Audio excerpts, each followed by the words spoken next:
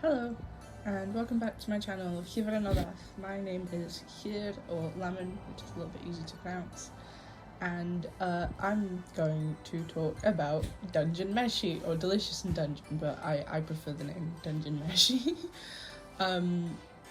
So in the Speedpaint, I'm drawing Mithrun from Dungeon Meshi. If you don't recognise him, it's because he's in the manga.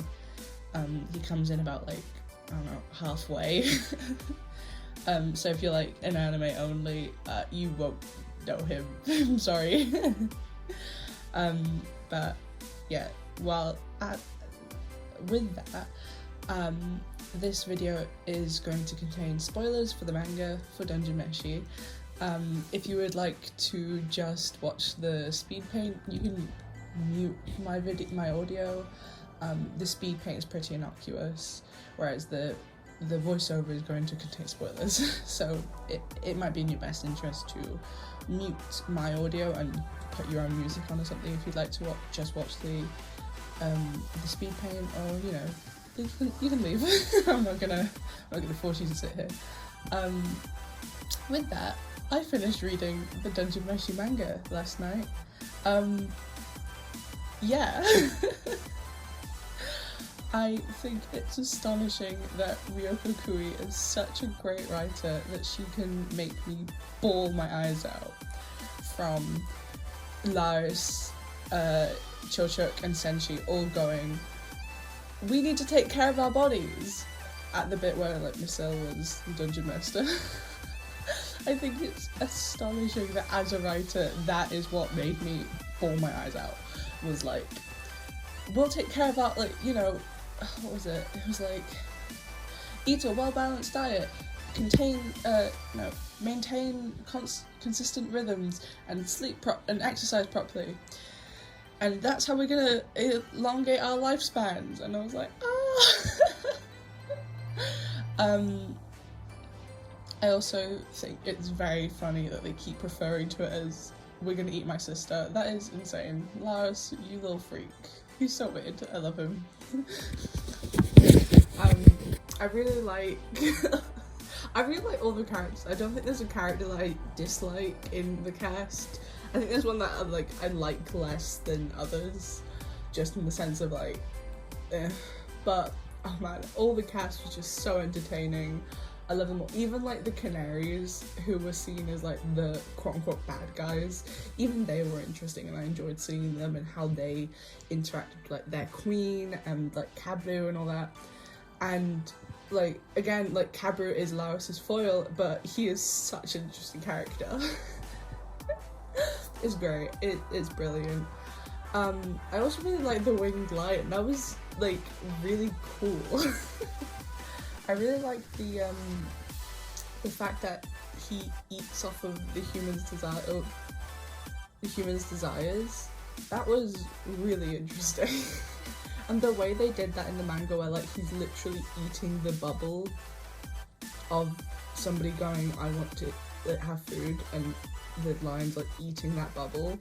Oh, brilliant. I have no clue how they're gonna adapt that into the anime, but Ryoko Kui, do it again. She's great. Something else I really, really enjoy about Dungeon Meshi is the fact that there's such a wide variety of characters, which, for a fantasy, is almost needed. But I think with other fantasies, they don't nearly go into the amount of world exploration that can happen. I mean, and I like that it's not a story where everything is oh, we're going to just exposition dump this world's entire history to you. You learn it bit by bit, and it makes it really interesting, but also the stuff that we don't know. I like that it's not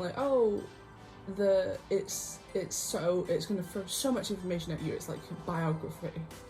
Not biography, it's I don't know, some biology, geography type lesson, I really enjoy, we get a good amount without it being overpowering, and I think that's a good way to tell a story. I also think with Ryoko Kui, if in the Daydream Hour sketches that she does for for Dungeon Meshi.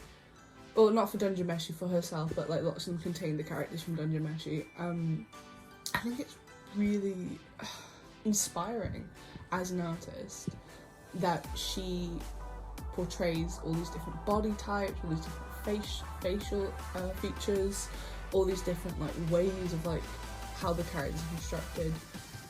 Like if you haven't looked at the like the site that I was using to read manga, that did have the Daydream Hour stuff, but if yours didn't have it, whatever, I don't know. Please just like Google Daydream Hour Ryokokui and you'll see what I mean. I mean, even small stuff like how Chilchuk's like clothes are what's the word? Are constructed, in the sense of like how he layers his clothes, like with the undershirt and then the tunic that he has and the scarf. Like it's just great. Ryokokui is like such a brilliant artist and writer, I think, and I mean all the art in Dungeon Meshi is so impressive. Like there were parts where I had to like reread pages because I was just looking at the artwork.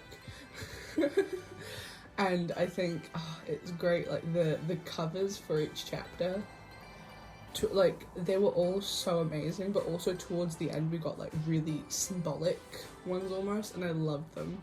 They were so great. Like the one that comes to mind is the one where like Marcel has it's when she just becomes a dungeon master. I think it's chapter 18. And she it's like her, but like she's covering her mouth or something like that. It's just really cool. And another one is that one with Laos where his tongue is almost being cut off by a bunch of different hands, and it's like they're eating from him. I love it. We'll say I wasn't expecting the ending to go as insane on like the food things as it was. I got the sense and the tone that like, okay, the first half is all the food stuff, and then the second half is, oh shit, okay, we're saving Fallon now. But and then they were like, no, we're gonna have a massive meal where we eat Fallon. I was like, interesting. I really do think it's great though, and I think food is such an integral part to us as humans.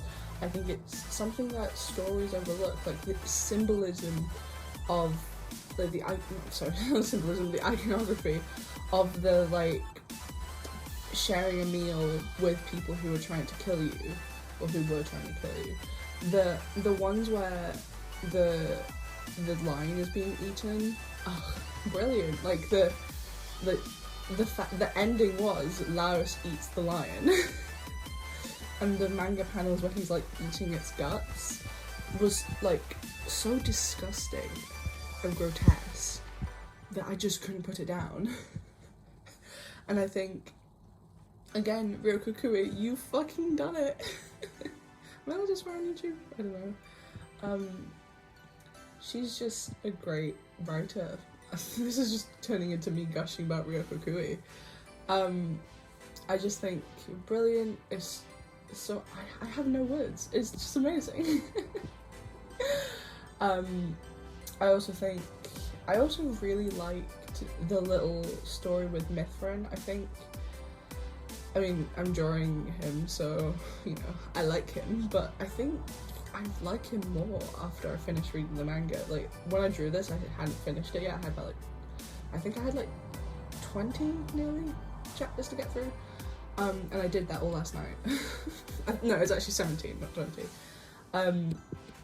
But with Mithrun, I think he's almost symbolic of mental health struggles, and I am someone who struggles a lot with that, and so watching him just lay down, he's still alive, just laying down next to a tree, and everyone's like, he's just lost all of his will to like carry on.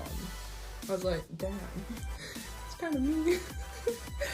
And I just think Mithrun as a character is so interesting.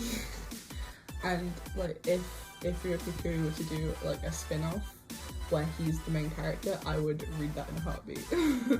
I'd read anything from Rirukugui. I need to see what other manga she's written. But I just, I love Mithrun, and like Kabru and Mithrun, Mithrun, sorry, I love them. And like Kabru being like there for Mithrun, and but even the Canaries, like you haven't known him as long as we have, but Kabru being the one that like is the one who Mithrun's hand like reaches to, even though he's not known him for nearly as long. Ugh, iconic. I love it. I think Kabru as a character is really interesting. Like, he was just amazing. Phenomenal performance. I also really I think it's really funny that with Izusumi, she's just like a little gal, a little guy. I do love that at the end. She was just like, I don't want to eat my veggies. She's really funny for that. But yeah, I think, and also the ending feels perfect. I have no complaints about the ending. I really like that Lars became the king. I think he's meant to be a king. I think as a character he will exceed as a king, because he almost was a king in the party. I know it was like a flat team dynamic, but the way that he cared for his friends, the way that he cared for making sure they were fed, the way that he made sure to, like, you know, if he was going to get knocked around, he was the one to do it. He wasn't going to tell somebody else to get knocked around. I think as a king, that is going to be invaluable. And again, Rirukugui, if you want to write a little sequel, I would love to read. JK. But yeah, and just and the thing that Lars is always going to be a little bit hungry. Iconic. I love it. Like his journey has changed him fundamentally. As a person who digests food, is like, he will never be full. I love that. And then in doing that, he becomes the guy who is like, oh yeah, I'm gonna make sure everyone is fed. Brilliant. Again, really good king qualities. And I just love Lars. Like, he's a little guy. I also love that he's like a freak about monsters. Ugh, iconic. And giving up that like freakiness for the monsters. Oh, love it. I also really think it's really interesting, the whole like his greatest desire won't be fulfilled, and then he's just sitting there being like, what the hell is my greatest desire? Like, I've had Fallon back, what the hell is it? I think that was great by Rirukugui. Thumbs up. I know I already put like a spoiler warning on this, but like if you're listening to this because you haven't read Dungeon Meshi, read Dungeon Meshi right now. Actually, stop what you're doing and read it. I think that's getting to the end of my video. Thank you for watching. Like, comment, and subscribe if you want to. You don't have to. It's fine. Thank you for watching. Goodbye.